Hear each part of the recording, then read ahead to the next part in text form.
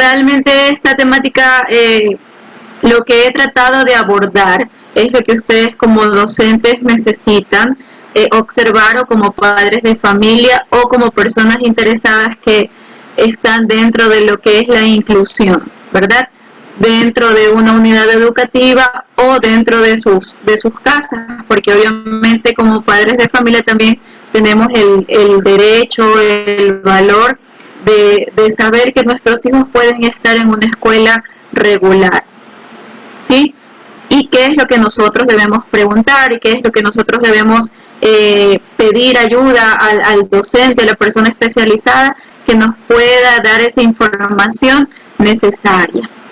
Si bien es cierto, nosotros debemos de tener en cuenta de que como docentes, les hablo como la parte de docente, no podemos dar un diagnóstico, pero nosotros somos las primeras personas como docentes que nos damos cuenta de que algo está ocurriendo, algo está pasando. Entonces directamente, si es que estamos trabajando en una unidad fiscal, pedirle al DECE que nos ayude a hacer la observación necesaria para que de ahí pues prosigan las rutas que se deben de seguir y dar, permitir un diagnóstico, ¿no? Ahora, si estamos dentro de una escuela de educación particular, obviamente también UDAI es uno de los organismos encargados para colaborar con estudiantes con necesidades educativas asociadas a la discapacidad, no con los que no están asociadas a la discapacidad.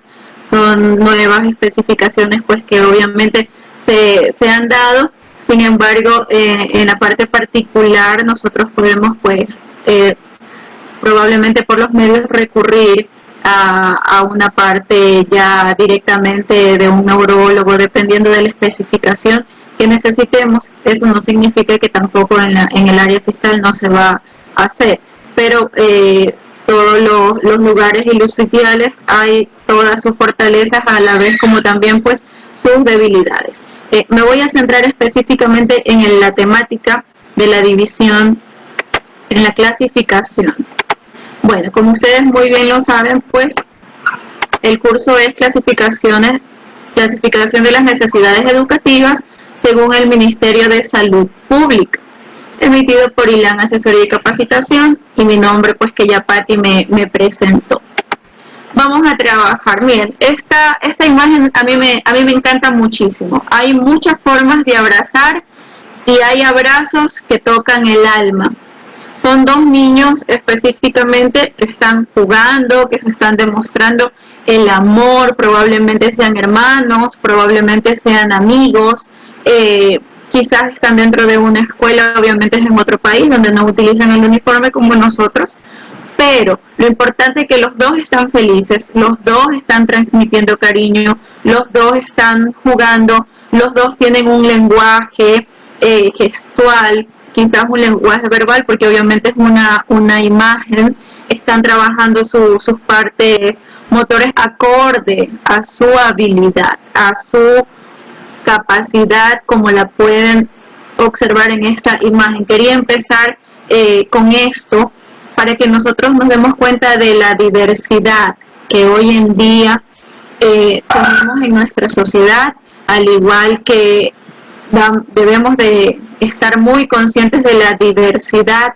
en nuestras aulas, no solamente con los chicos con necesidades educativas especiales asociadas a una discapacidad, sino también asociadas a una no discapacidad. De hecho, hoy en día, pues lo que nos dice el Ministerio de Educación, hay muchos estudiantes que probablemente están dentro de un estado de vulnerabilidad, donde debemos de hacer una adaptación curricular quizás acorde al momento, al tiempo que están pasando, para poder ser esa mano que ayude, que colabore en este proceso del pedagógico, específicamente a lo que nosotros estamos pues preparados y enfrentamos día a día. Ahora sí, ¿qué son los niños o jóvenes que tienen necesidades educativas especiales? Serán aquellos que tienen dificultades de aprendizaje o discapacidades donde se les enredará el aprendizaje como lo hacen los demás niños o niñas que tienen su misma edad. Muchos niños y jóvenes tendrán necesidades educativas en algún momento de su educación, sin que esto requiera un mayor problema a lo largo de su vida. Quiero que noten ustedes algo. ¿Por qué probablemente se utilizó esta palabra aquí, donde se les enredará? ¿Quién me puede decir, por favor, por qué creen que nosotros utilizamos esta palabra? Haciendo una analogía y una proyección de qué significa un enredo en nuestra cabeza. Buenas tardes, sí. Considero el término enredar la dificultad que va a tener el estudiante en captar los conocimientos nuevos que otorga cada docente.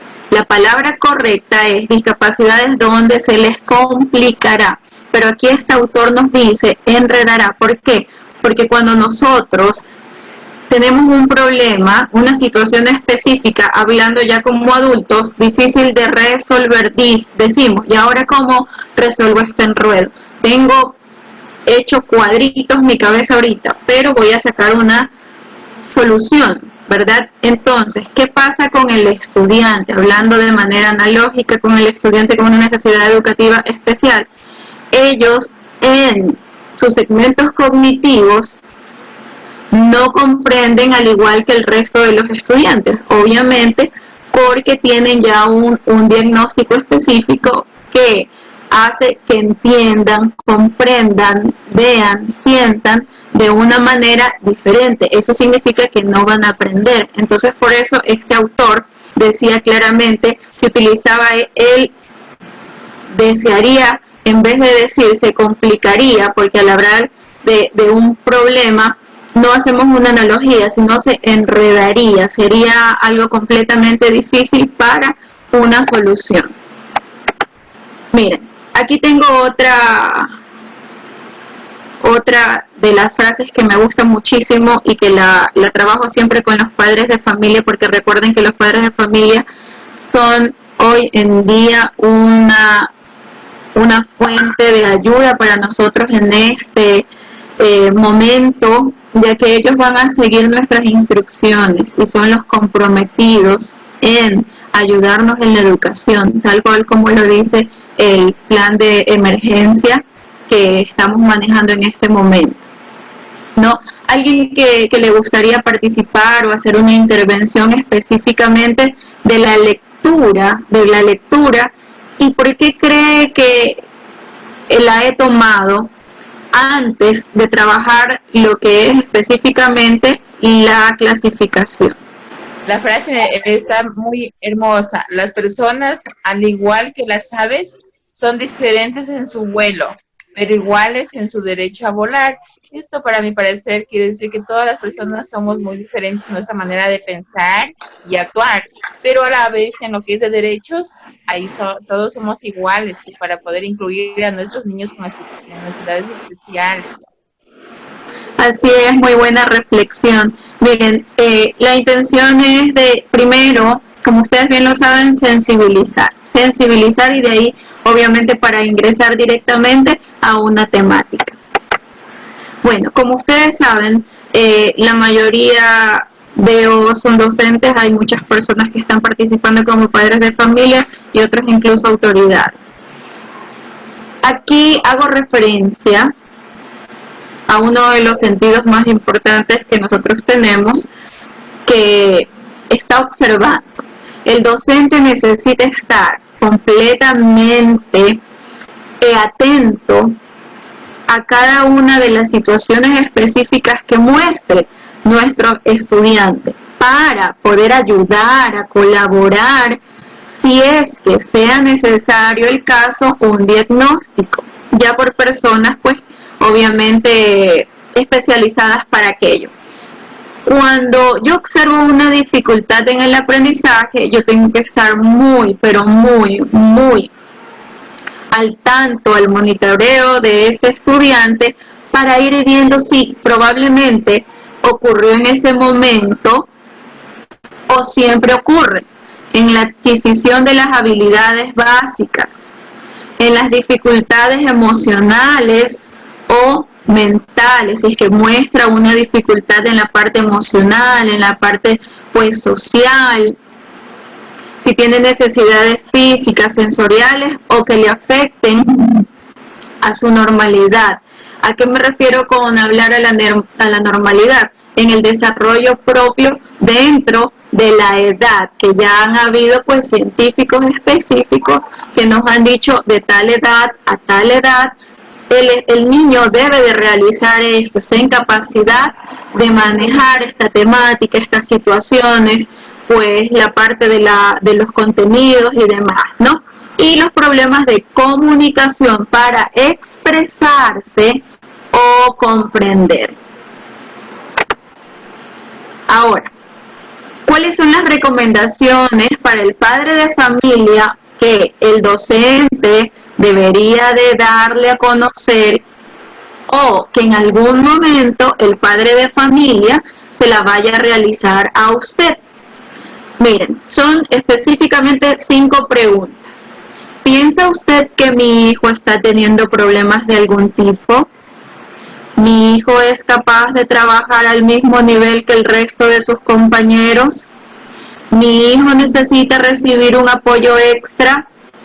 En la institución hay recursos suficientes para poder ayudar a los niños con dificultades.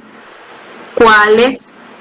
¿Cómo puedo ayudar a mi hijo junto con usted en sus dificultades? Entonces, miren, son preguntas que nosotros podemos darle la pauta al padre en nuestra primera reunión de padres de familia, de hecho incluso hasta en la modalidad online, en donde ellos, vuelvo y les repito, y es muy enfático el Ministerio de Educación, que los padres van a jugar un papel importante, al igual que nosotros los docentes, porque vamos a cumplir realmente un modelo completamente pedagógico constructivista que nos va a permitir, ahora sí, ser los facilitadores del conocimiento, pero ¿quién va a construir la red del aprendizaje? Directamente va a ser el estudiante mediante los recursos que nosotros facilitemos al momento de. Miren, ahora sí, los principios de las necesidades educativas. Si un niño tiene necesidades educativas especiales, se deberán tener en cuenta y adaptar la enseñanza a las necesidades personales del niño, a su ritmo y a su estilo de aprendizaje. Debemos dar una educación amplia, equilibrada y relevante. Muy bien, eso significa que nosotros debemos de hacer un barrido de contenidos, estudiarlos previamente para dar ese equilibrio, esa armonía a las necesidades, adaptarnos al ritmo, tener una ruta completamente individualizada para colaborar y para ayudar. Muy bien, la tercera viñeta, por favor. Los puntos de vista de los padres deberán tenerse en cuenta y los deseos del niño escuchados. Así es, miren la importancia otra vez del padre de familia. Los puntos de vista de los padres deberán tenerse en cuenta y los deseos del niño escuchados. La siguiente, por favor. Las necesidades de los niños deberán también ser atendidos con especialistas externos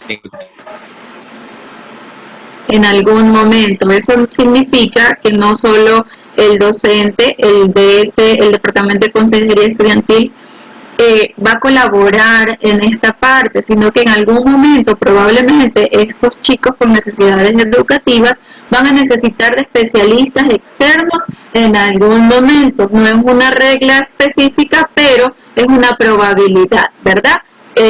La siguiente persona. Los padres son personas más importantes en cuanto al cuidado de los hijos. Los padres deberán tener la máxima voz, ¿verdad?, en todas las decisiones que afecten a su hijo. ¿Qué significa esto? Los que somos docentes habrán ya leído lo que es el plan educativo de emergencia, donde nos dice específicamente que el padre nos va a ayudar mucho y va a ser el corresponsable en las actividades pedagógicas de los estudiantes, e incluso los chicos con necesidades educativas especiales deben de firmar un acta de compromiso, los padres, para llevar a cabo esta corresponsabilidad. pero sin embargo los padres siempre serán las personas más importantes en cuanto deberán de tomar decisiones con sus hijos. Vamos a proseguir ahora sí lo que es la temática.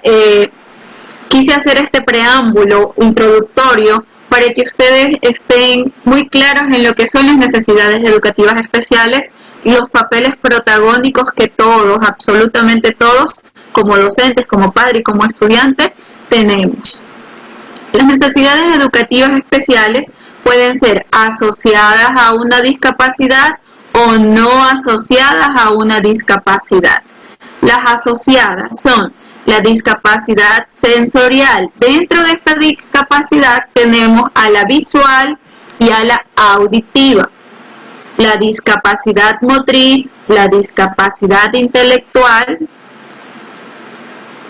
el trastorno del espectro autista, el síndrome de Rett. Ya vamos a ir viendo cada una de estas con sus características.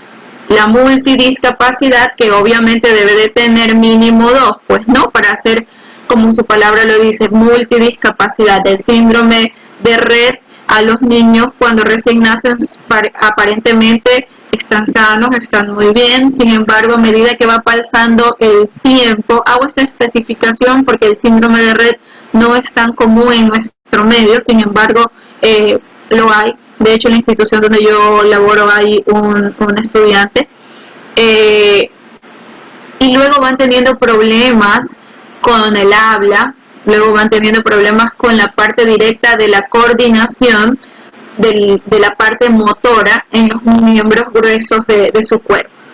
Muy bien, en las no asociadas hablamos de una dotación superior, trastornos específicos del aprendizaje, trastornos del comportamiento y situaciones de vulnerabilidad, lo que hablábamos hace un momento. Obviamente aquí están las situaciones, por ejemplo, de extrema pobreza, de consumo de sustancias, también están por movilización humana. Entonces son casos que pueden ocurrirnos donde cada estudiante va a tener su propio ritmo de aprendizaje y de desarrollo, obviamente. Las necesidades educativas no asociadas a una discapacidad. Vamos a irlas topando muy superficialmente, vuelvo y repito, porque la idea de esta charla en este momento es dar a conocer hoy en día qué es lo que nos dice el Ministerio de Salud Pública al Ministerio de Educación, cuáles son las discapacidades, pues no, y su clasificación. Luego les voy a enseñar dónde pueden ubicar materiales específicos para que tengan más información, puedan trabajar de hecho con los niños y puedan tener muchísima información, porque vuelvo y repito, esto es solamente a un vuelo de pájaro, como se dice en el lenguaje coloquial. Miren, aquí yo tengo ciertas características de un estudiante con una superdotación. Tiene gran capacidad de observación, uso superior del lenguaje. Cuando nosotros vemos un niño y decimos, qué lindo que se expresa, ya parece un adulto, entiende, comprende, analiza, se expresa, y son siempre elevadas esas destrezas al nivel de edad que tienen los chicos. Tiene una gran sensibilidad, maneja el perfeccionismo. De hecho, incluso se frustra ante las cosas que no estén dentro de la perfección que él haya creado a medida que tenga su edad. El interés es mucho por las cuestiones morales. Es por eso que se dice que él tiene una gran sensibilidad, son muy emotivos en ese aspecto, ¿no? Tienen un gran poder del razonamiento. Son estos chicos que nosotros pedimos pues que nos colaboren, que nos ayuden, y siempre están prestos a responder, siempre tienen una respuesta.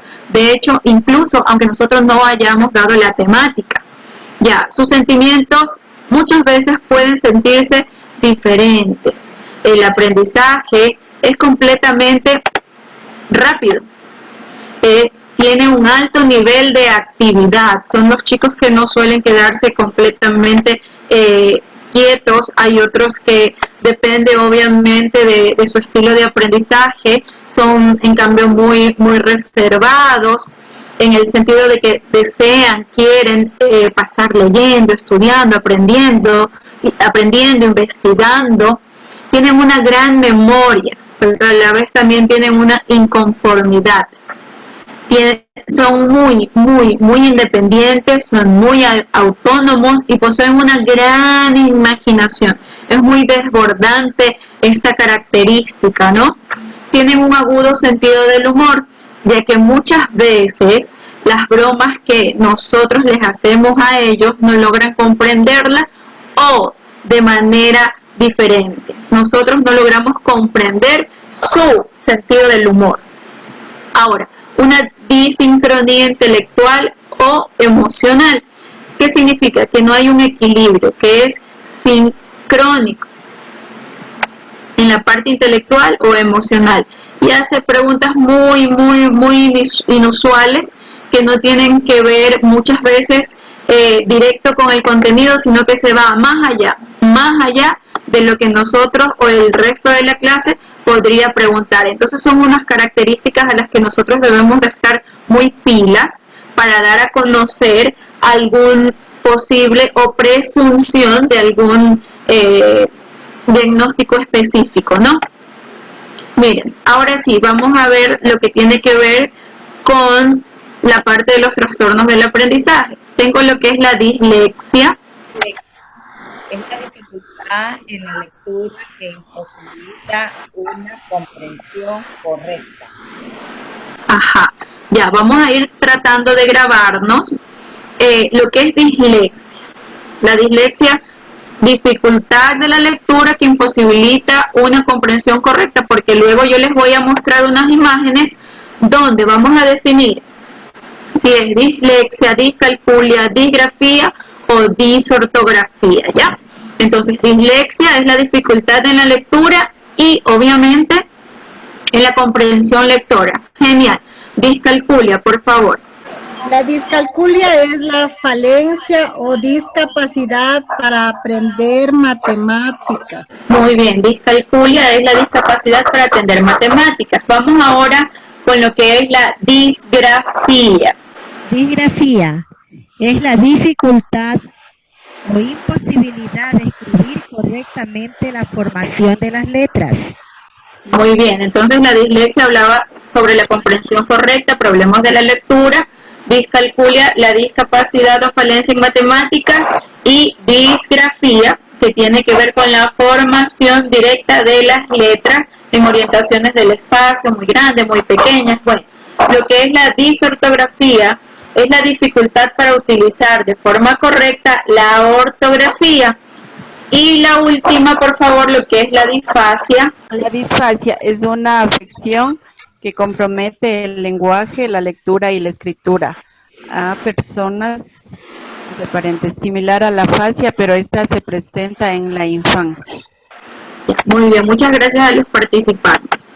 Miren, aquí vamos a observar y yo lo que quiero es que alguien me diga de qué se trata. ¿De una dislexia? ¿Se tratará de una discalculia? ¿Se tratará de una disortografía? ¿O se tratará de una disgrafía?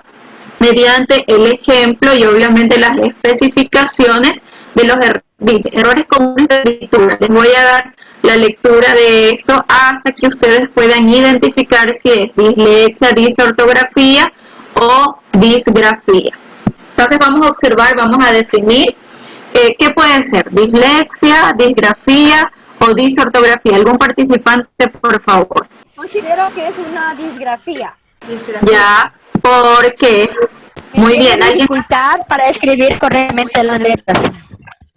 Ya, ¿alguien más que desee, por favor, compartir algún pensamiento o dar a conocer algo más? Para mí es una dislexia, porque vemos que une palabras, vemos hasta que hay confusión Al momento que une las palabras hay confusión en la palabra y esto es lo que le va a impedir al niño o a la niña tener una lectura correcta, tener una comprensión de la lectura correcta. Igual a nosotros como maestros, cuando el niño presenta este tipo de escritura, nos dificulta entender lo que el niño quiere expresar por medio de la escritura de algún tema que se haya tratado. Así es, muy bien. Sí, estamos frente a un caso de dislexia. Recuerden que, miren, en la parte de abajo, la frase original era: una vez un hombrecito vestido de blanco. Y si nos ponemos a leer realmente, hay lo que dice la dislexia, la falta de la comprensión lectora. Era una vez un homuvecito vestido de blone, y obviamente ella escribe su nombre, ¿no? Entonces vamos a proseguir a la siguiente imagen para ver si estamos hablando frente a una disgrafía o una disortografía. Observen muy bien las palabras que están obviamente subrayadas. Y las características: tienen falta de método de estudio, lenguaje con dificultades de pronunciación, muchas veces tienen la falta de discriminación auditiva en el sonido, porque por ejemplo encontramos aquí una palabra mal escrita, ¿verdad?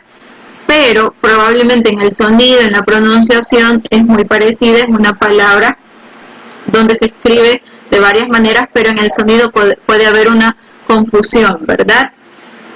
Muchas veces se presenta un bajo nivel intelectual, no siempre, y la escritura es lenta o legible. Entonces estamos hablando de una disortografía o de una disgrafía. Alguien que se anime por favor a compartir. Buenas tardes. Bueno, en ese contenido yo lo que puedo observar es una disgrafía. Especialmente es una disgrafía motriz porque tiene diferentes signos, ¿no? Como... Ajá, muy bien. Estamos frente a una disortografía. Miren, ahora les voy a presentar la imagen de lo que es específicamente una disgrafía. Miren, esta sí es una imagen de disgrafía. La letra es ilegible, hay una mala postura, hay poca coordinación del espacio. La escritura para el estudiante se vuelve rígida o ya completamente torpe en algún momento. Vamos a proseguir. Ahora sí, obviamente la discalculia escribe los números de manera invertida de izquierda a derecha, problemas en las operaciones simples, poca o casi nada de resolución de operaciones combinadas y poca comprensión en el área obviamente de matemáticas, pues que se define lo que son los números. Ahora, los tipos de la disfasia, que era uno de los trastornos de aprendizaje. Tenemos disfasia expresiva, receptiva y disfasia mixta. Cada una pues obviamente tiene sus parámetros para ser diagnosticada, como ustedes lo pueden observar. Dentro de la disfasia expresiva, la expresión es completamente retrasada, muchas veces ausente. Dentro de la disfasia receptiva, la comprensión y la expresión secundariamente es retrasada, o sea, al momento de receptar lo que son la parte del mensaje de comunicación, y la mixta obviamente tiene de las dos. Vamos a ver, lo que es el TDAH, es el trastorno por déficit de atención e hiperactividad. ¿Qué pasa con los chicos que tienen este diagnóstico? Ellos no prestan atención, se mueven en exceso y muchas veces actúan sin pensar. Presentan problemas para mantenerse concentrados, con frecuencia parece no escuchar, se distrae con facilidad, suele perder las cosas. Por eso que nosotros con ellos debemos de trabajar rutinas de trabajo, debemos de poner muchas veces con tiempo, dependiendo cómo vayamos avanzando con ellos. No termina las tareas escolares. ¿Por qué? Porque se distrae con facilidad. Nosotros debemos de dar incluso una adaptación con ellos al tiempo, al recurso, para poder manejar esta parte esencial dentro de un diagnóstico, que son ya sus características, la motivación, algo que a él le guste, que le motive, en la parte ya de las actividades, de la metodología a manejar. Se mueve en exceso, mueve casi constantemente los pies y las manos sin una finalidad específica. Salta y corre en situaciones inapropiadas. Muchas veces podemos estar dentro del aula sentados y al estudiante con este diagnóstico toma la iniciativa de correr, de saltar, de hacer ruido, mover sus piernas, mover sus manos, o suelen tener tips. Lo que les decía, pues se levanta de un asiento de la clase con muchísima frecuencia, no pueden estar pues quietos, habla en exceso, no para de hablar, es él el que siempre quiere tener el control en el momento de una exposición, de una clase, y tiene dificultades para jugar de manera tranquila. Muchas veces responde sin pensar, interrumpe las actividades de los otros que están ya dentro de la concentración, ¿no verdad? No prevé las consecuencias de sus actos, el peligro. Es por eso que nosotros con ellos debemos de trabajar siendo muy claros en nuestras frases. No decirles, por ejemplo, por favor, siéntate, mira que todo es bien. Siéntese, levántese, venga, vamos, salga, entre. Palabras específicas e incluso con tarjetas pictográficas para que ellos ya vayan creando un hábito, recordando que un hábito necesitamos 21 días para manejar, ¿no? Le cuesta muchísimo respetar las normas, responde con brusquedad, no solamente en la parte verbal, sino también en la parte motriz. Miren, vamos a hacer una diferenciación en alguien que desee participar. ¿Qué será el trastorno negativista desafiante y qué será el trastorno conductual disocial? Por favor. Ya verá, que el niño que tiene el trastorno negativista desafiante, o sea, él se enfrenta a las personas y las desafía, ¿no?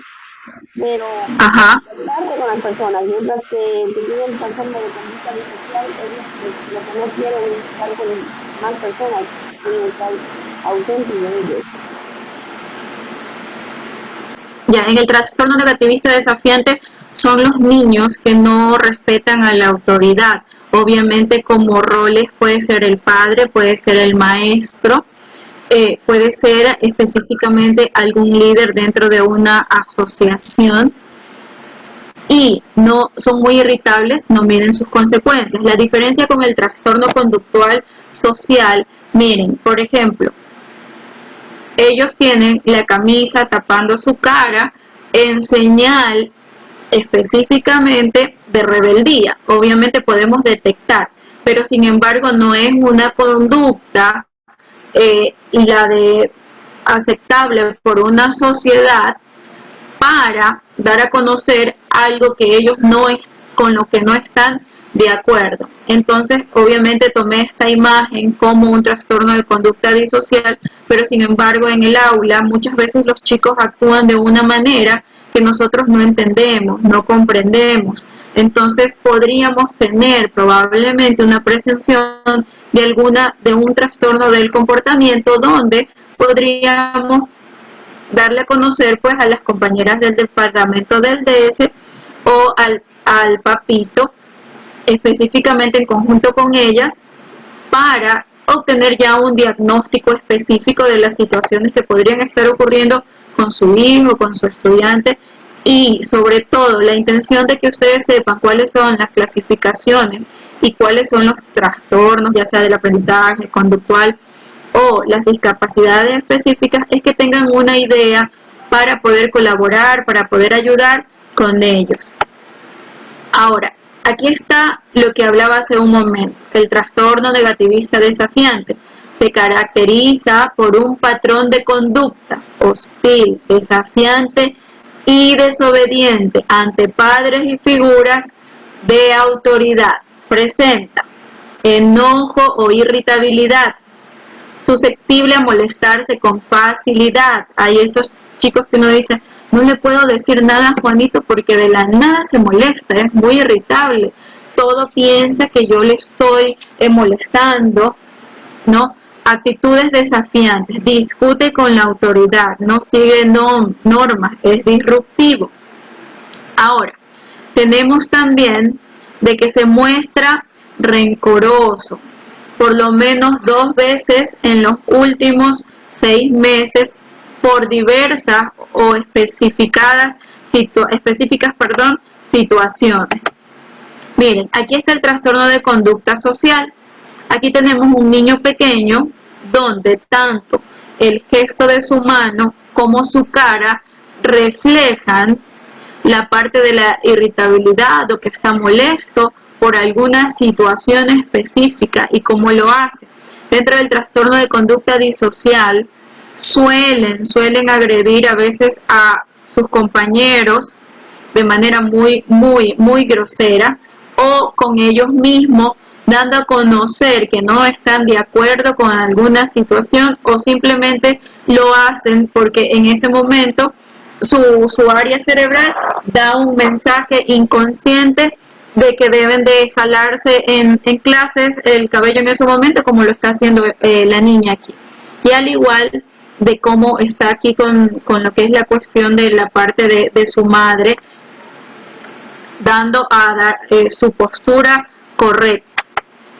Ahora vamos a ver lo que son las necesidades educativas asociadas a una discapacidad. Podemos observar, asociadas a una discapacidad. Miren, tenemos aquí personas con una discapacidad física donde necesitan ya de un andador para su movilidad, o personas pues obviamente que le hace falta un miembro de su cuerpo, ya sea en la parte superior como en la parte inferior. Tenemos acá también la discapacidad visual, la discapacidad auditiva. Ahora, ¿de qué se trata la discapacidad intelectual? Sentarse, gatear o caminar más tarde que los otros niños, aprender a hablar más tarde o tener dificultades al hablar, tener dificultades en recordar cosas, son signos que nos van a dar esa alerta de la discapacidad intelectual.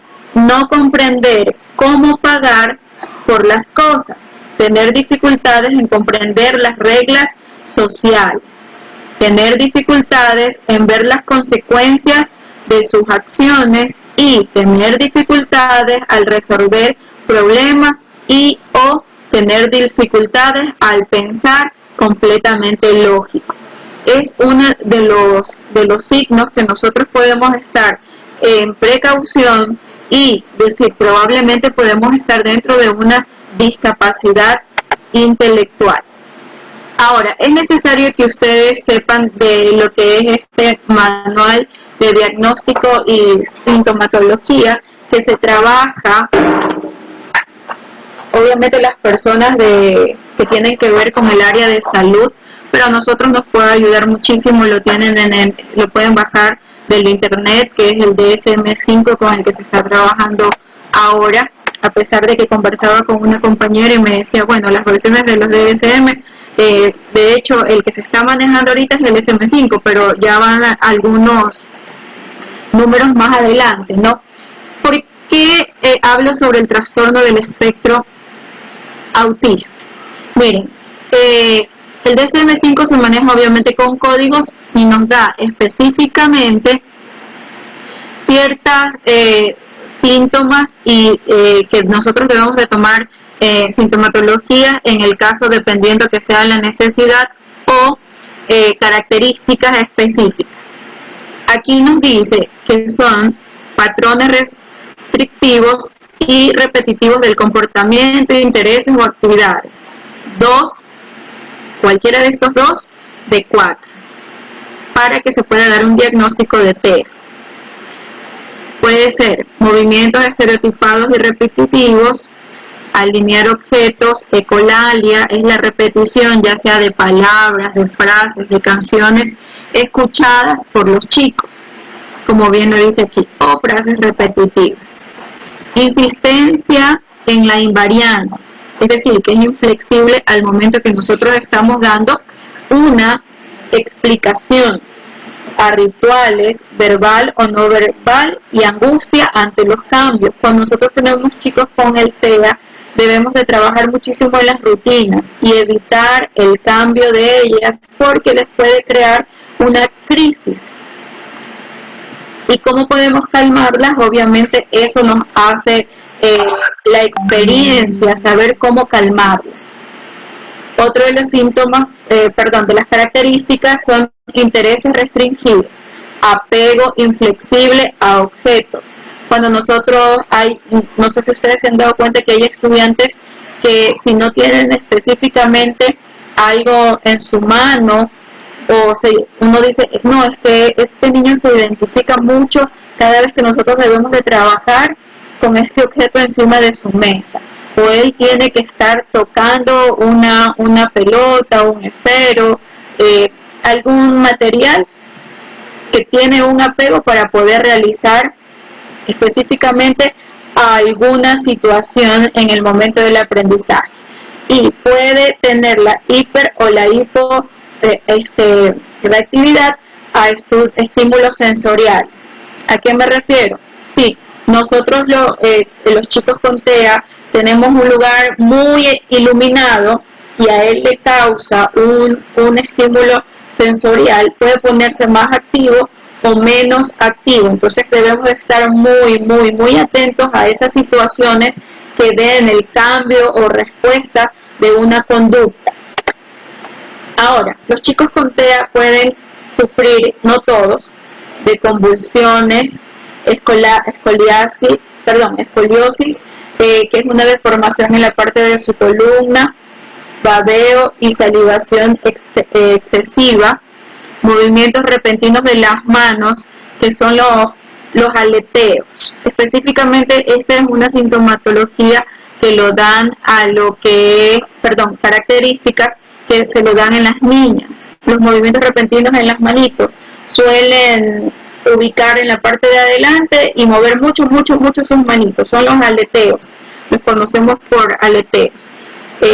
Suelen tener estreñimiento, trastornos en el sueño, la dificultad en el aprendizaje, los brazos y las piernas flácidas. No siempre, pero son una de las características. Recuerden que el TEA también, de acorde a la complejidad del caso o al diagnóstico que tengan, muchos son medicados. Ahora, los trastornos generalizados del desarrollo.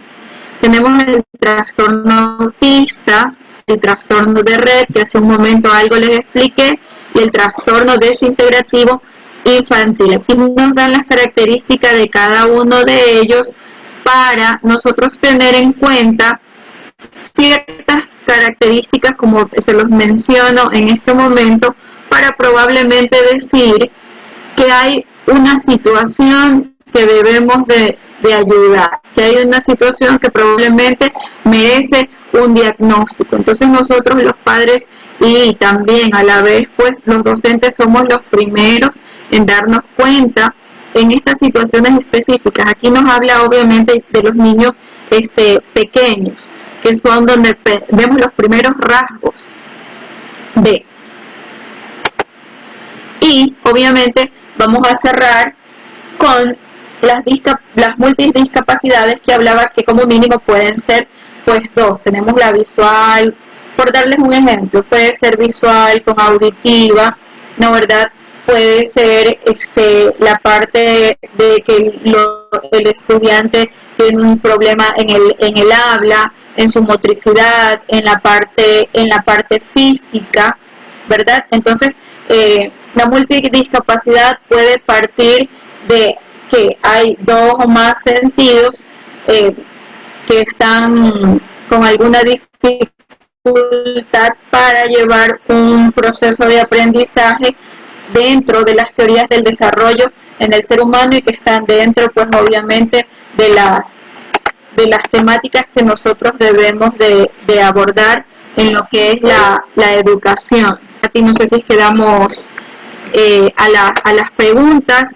Me recuerda la pregunta de que me decía algo de la esquizofrenia, me parece que era. Ya, en primer lugar, bueno, es una discapacidad en donde es una enfermedad mental, eso debemos de tener completamente claro. Y segundo, acarrea la esquizofrenia muchos problemas en la parte conductual. Hablábamos la cuestión en el aprendizaje, la esquizofrenia va a ser muy complicado de manejarla.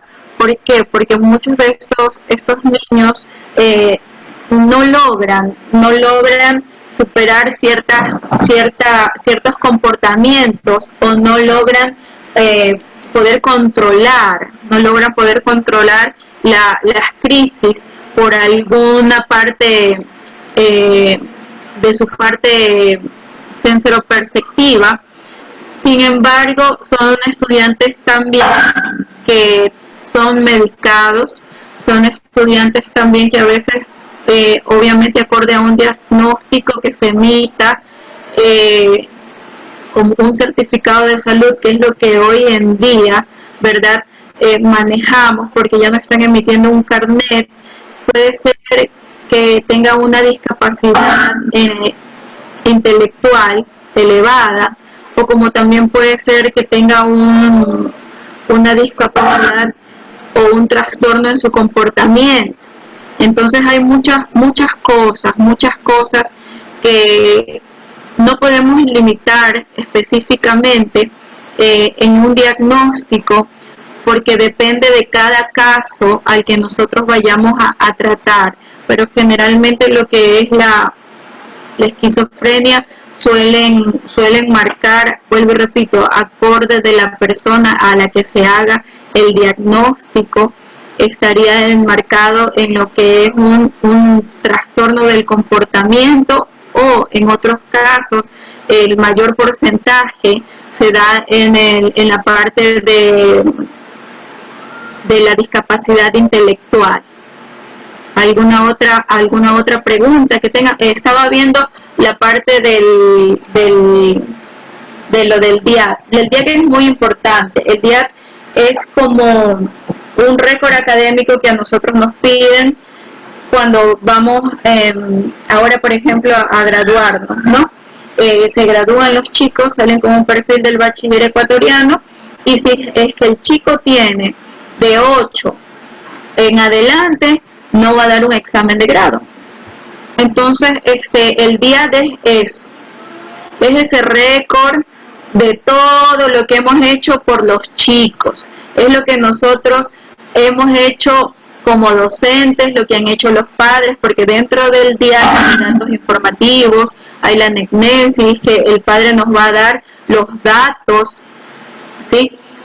Hay también lo que es la parte del docente, cuáles son los contenidos, cómo va a evaluar, cuáles son las situaciones específicas que van a trabajar con el estudiante, y quiénes, las personas específicas que nos den estos contenidos, los padres que trabajan con ellos, que llevan los diagnósticos, y obviamente también el docente que trata con los chicos, ¿verdad? Es bueno reunirse siempre con el docente anterior, porque recuerden que las discapacidades, obviamente que no son asociadas, las necesidades, que no son asociadas a una discapacidad, hay algunas, por decirles, una dislexia que muy bien tratada por parte del docente, muy bien tratada por parte de la persona externa, como decíamos, de los principios, nos van a ayudar. Y cuando ya lleguen probablemente a una universidad, este chico haya superado este trastorno del aprendizaje o una discalculia. Con respecto a los grados, me dice si es que hay mejoras con los chicos con una discapacidad física. Obviamente, si mantenemos con un terapista, nosotros incluso a los docentes nos toca muchas veces ser los terapistas de los chicos. Tratemos de investigar, de conversar con personas que nos podrían ayudar mucho con ellos. me preguntan cómo podemos trabajar con las necesidades asociadas virtualmente. Miren, a mí me gusta mucho la parte virtual, por eso Pati decía que yo era muy recursiva, pero aquí la temática se enfrentaba a esto, de que ustedes sepan ciertas características o síntomas, ¿verdad? Para los diagnósticos, pues no, para poder nosotros trabajar. Cuando ya toque la persona, me imagino las estrategias les ha de dar. En internet hay muchas aplicaciones gratis para que ustedes puedan trabajar con ellos. Hay cuentos ya leídos, hay cuentos por escribir.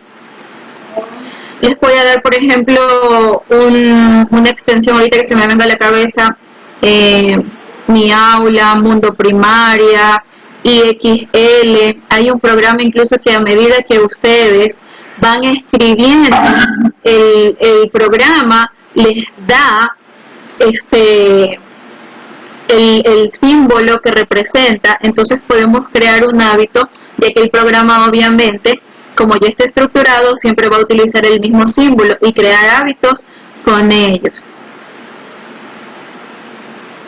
Ya, me dice la hiperactividad en los niños con el encierro por la pandemia, los padres de familia se sienten, no alcancé a leer lo que decía, pero miren, obviamente hasta nosotros que tenemos las mismas estructuras cognitivas, pues dentro de la normalidad, donde podemos autorregularnos. ¿A qué me refiero dentro de autorregularme? Ok, me siento encerrada, me siento mal, pues salgo a la ventana, tomo aire, respiro, y esto va a ocurrir, va a pasar.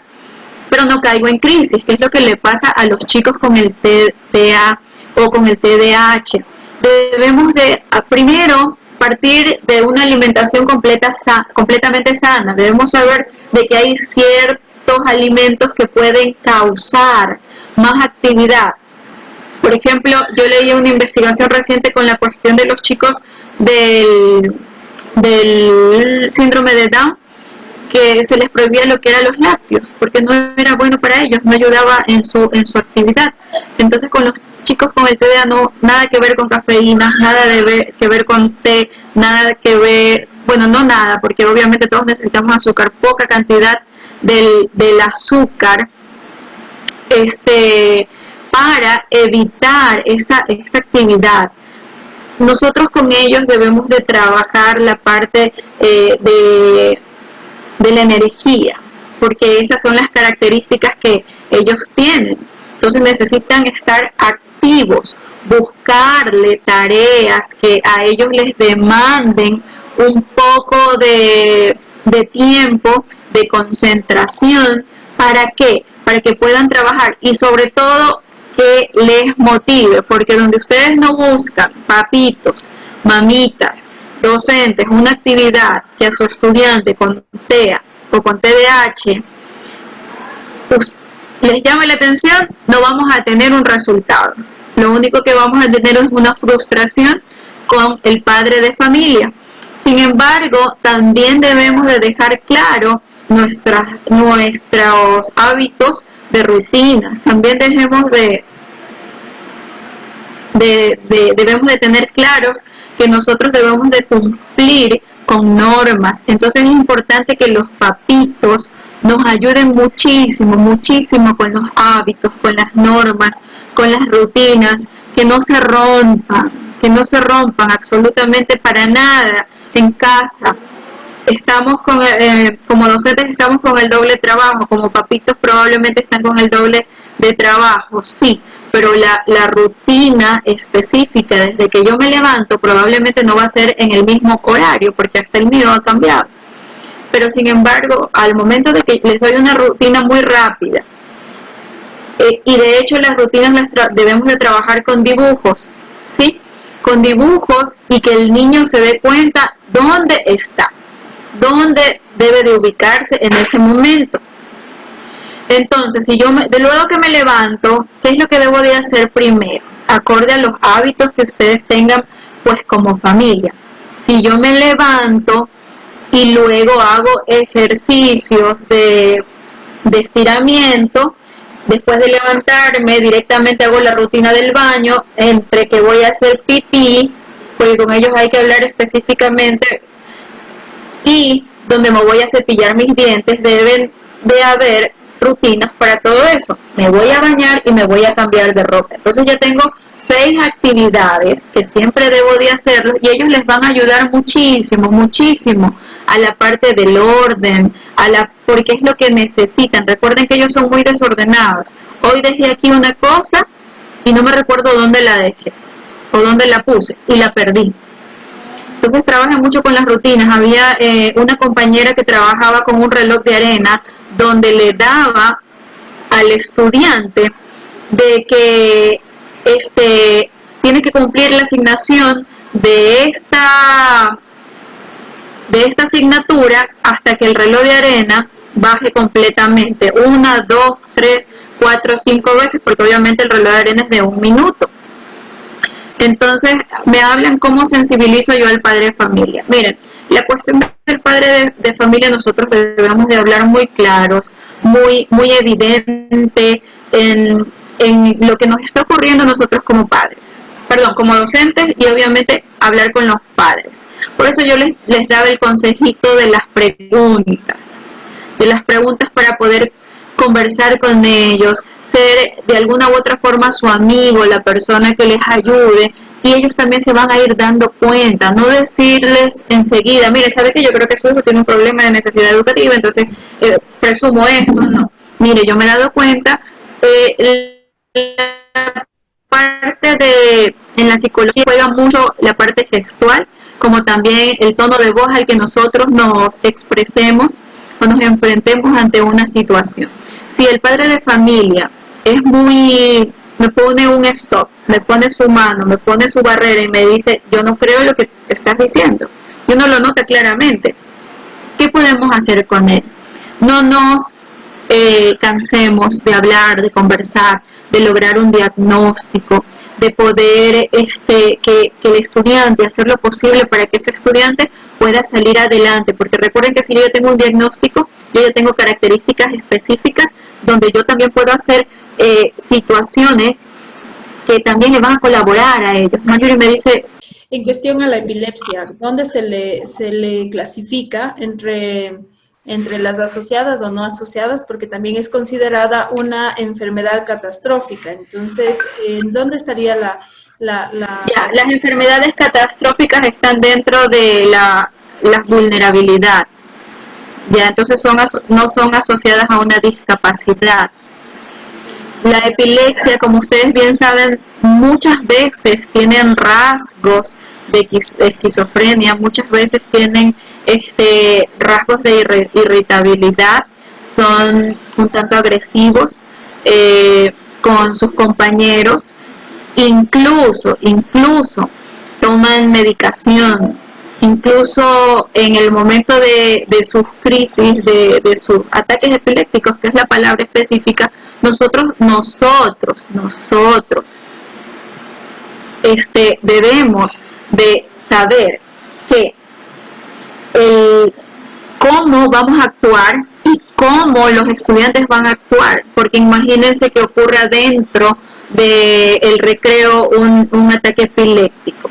Entonces, ¿nosotros qué debemos de hacer?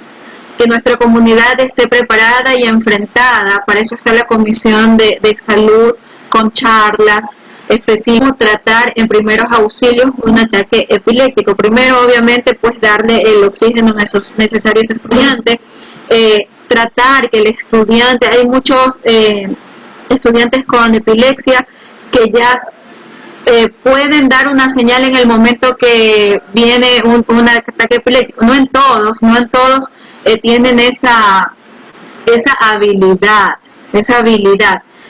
porque realmente hay unos que tan solo tienen el ataque, se desmayan, tienen sus convulsiones, incluso debemos de tratar que no se muerdan sus partes internas, porque se causan mucho daño en el momento del ataque. Yo he visto muchos estudiantes donde terminan sangrando y es una situación muy complicada. Entonces tratar de hablar con el padre de familia que nos dé cuál es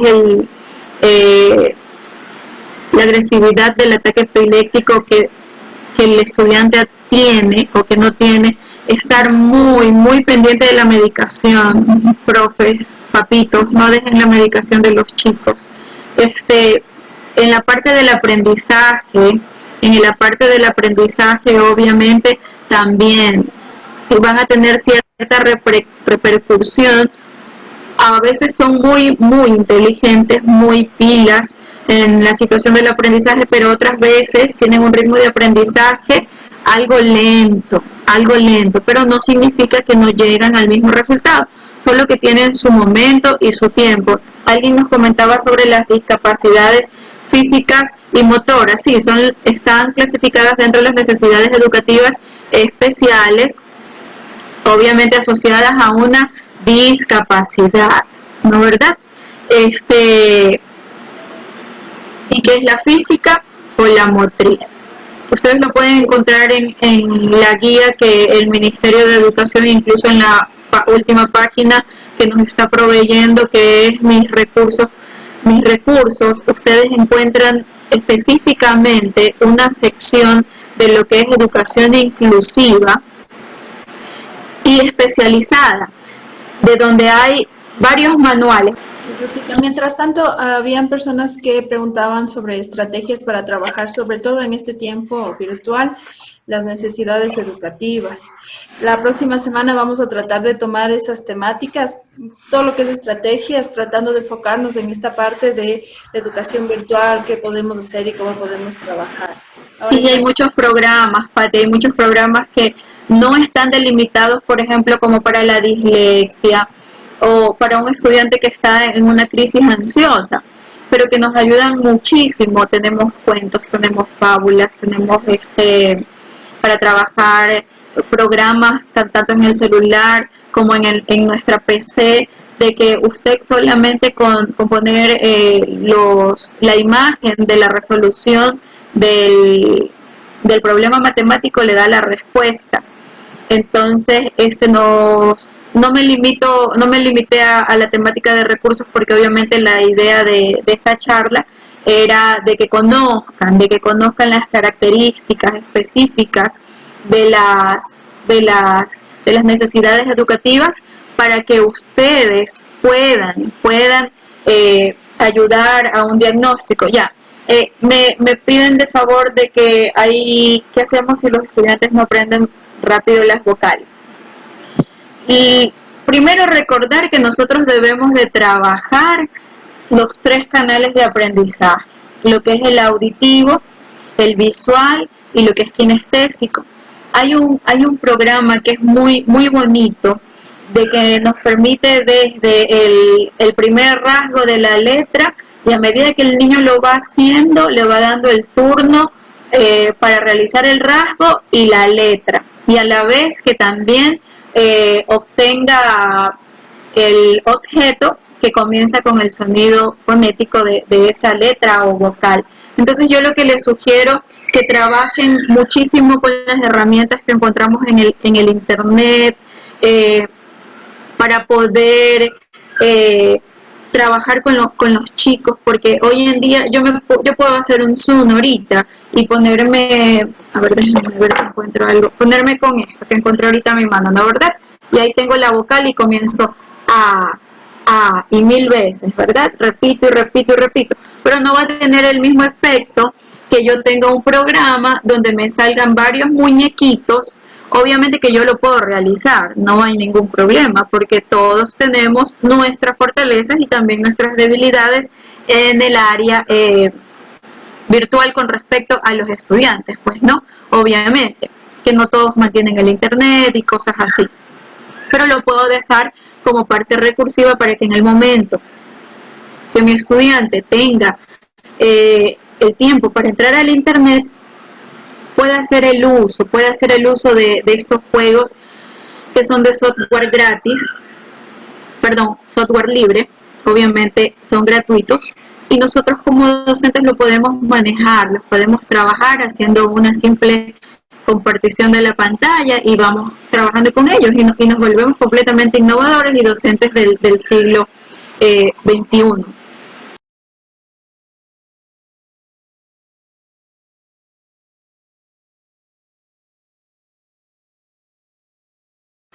obviamente están las planificaciones, ¿verdad? Nos vamos en la parte final y dice educación especializada o inclusiva. Le doy clic al cuadernito y miren todo lo que se nos va a abrir aquí. Aquí están las guías de adaptaciones curriculares, el tipo, que hay 4 tipos, por el ente, por la concreción, bueno, y las adaptaciones y la guía de estrategia pedagógica para atender las necesidades, donde van a ver información, o sea, características de los estudiantes, cómo puedo yo trabajar, e incluso libros que nos pueden ayudar a nosotros de lecturas, donde hay las guías para el estudiante y las guías para el docente. Como sé que hay varios docentes de los que están presentes, obviamente también lo que es la guía que tiene que ver con el cuidado con las personas con necesidades o con discapacidad por parte del Consejo Nacional de Igualdad. También vamos a encontrar en esta parte de aquí, es un seminario de las diapositivas de lo que es la educación virtual. Entonces, les dejo a ustedes, yo sé que muchos maestros ingresan a veces por la planificación y se nos va la parte también importante, ¿no?, de aquello. Luego, Pati, para compartir, se les puede compartir el link o se hace otra charlita ya específicamente de lo que son recursos. Gracias, queridos profes, por su apoyo y obviamente por sus preguntas, de que son muy importantes para nosotros, y obviamente estas preguntas y estas charlas básicamente es como una red de aprendizaje, una red de conocimientos donde todos aprendemos de nuestras experiencias. Un fuerte abrazo, muchas gracias. Espero volverles a ver algunas caritas por ahí. Pude observarles mediante la pantalla que me da el Zoom. Me despido, cuídense y pues nos estamos viendo en otra oportunidad, en otra charla. Y pues estoy muy contenta de poderles ayudar. Gracias por sus felicitaciones en los chats, y que obviamente el conocimiento que les comparto les pueda ayudar. Y ármense de muchísima paciencia para trabajar con los chicos con necesidades educativas especiales. Tómenlo como una bendición, como un reto personal, donde todos los días vamos a aprender algo nuevo, algo diferente, y sobre todo vamos a ser multiplicados por un ser divino, porque recuerden que ellos son muy inocentes, tienen una conciencia muy limpia y pura, aunque muchas veces nos coja como la niñita de la imagen, el cabello jalarnos por impotencia de no poder ayudar o de no poder probablemente sentirnos inseguros de no estar haciendo las cosas bien, pero créanme que de la manera como lo abordan lo están haciendo muy bien, muy bien. Los chicos y los padres de familia de manera muy interna, aunque no lo expresen, se los agradecen muchísimo. Un fuerte abrazo, un beso para ti, nos despedimos y estamos en contacto.